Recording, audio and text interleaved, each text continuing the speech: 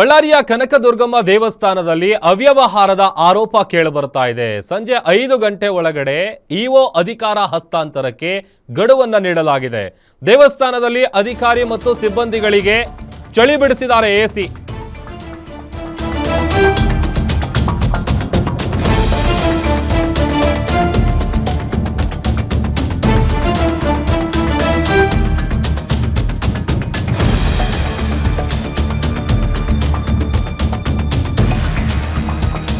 ಬಳ್ಳಾರಿಯ ಕನಕದುರ್ಗಮ್ಮ ದೇವಸ್ಥಾನದಲ್ಲಿ ಅವ್ಯವಹಾರ ನಡೆದಿದೆ ಅನ್ನುವಂತಹ ಆರೋಪ ಕೇಳಿಬರ್ತಾ ಇದೆ. ಸಂಜೆ 5 ಗಂಟೆ ಒಳಗಡೆ ಇಒ ಅಧಿಕಾರ ಹಸ್ತಾಂತರಕ್ಕೆ ಗಡುವು ನೀಡಲಾಗಿದೆ. ದೇವಸ್ಥಾನದಲ್ಲಿ ಅಧಿಕಾರಿ ಮತ್ತೆ ಸಿಬ್ಬಂದಿಗಳಿಗೆ ಚಳಿ ಬಿಡಿಸಿದ್ದಾರೆ ಎಸಿ.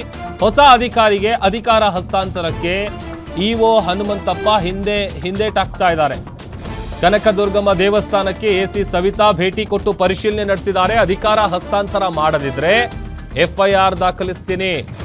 ಇಒ ಹನುಮಂತಪ್ಪರಿಗೆ ಎಸಿ ಸವಿತಾ ಅವರು ಎಚ್ಚರಿಕೆ ಕೊಟ್ಟಿದ್ದಾರೆ. ಅದರ ಜೊತೆ ಟೈಮ್ ಕೂಡ ಕೊಟ್ಟಿದ್ದಾರೆ. ಯಾಕಂತಂದ್ರೆ ಅವ್ಯವಹಾರ ನಡೆದಿದೆ ಅನ್ನುವಂತಹ ಆರೋಪ ಇದೆ. ಹಾಗಾಗಿ ಒಂದು ವೇಳೆ ಅಧಿಕಾರ ಹಸ್ತಾಂತರ ಮಾಡಲಿಲ್ಲ ಅಂತ ಅಂದ್ರೆ ಎಫ್ಐಆರ್ ಫೈಲ್ ಮಾಡಿಸ್ತೀನಿ. ಇಒ ಹನುಮಂತಪ್ಪ ಅವರಿಗೆ ಎಸಿ ಸವಿತಾ ಅವರು ಎಚ್ಚರಿಕೆಯ ಗಡುವನ್ನ ಕೊಟ್ಟಿದ್ದಾರೆ.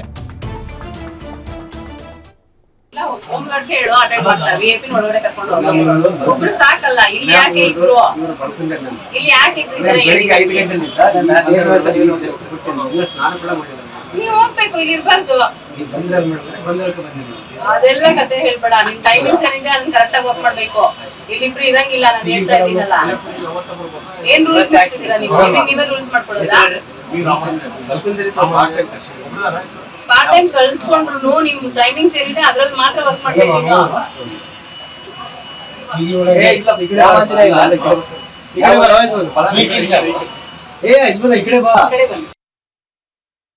ಹೋಮ್ ಗಾರ್ಡ್ ಹೇಳು, ಅಟೆಂಡ್ ಮಾಡ್ತಾರೆ. ವಿಐಪಿ ಒಳಗಡೆ ಕರ್ಕೊಂಡು ಹೋಗಿ. ಒಬ್ರು ಸಾಕಲ್ಲ. ಇಲ್ಲಿ ಯಾಕೆ ಇಬ್ರು ಇದ್ದಾರೆ? ಈಗ ಓದಾಗ ಬರ್ತಾರೆ.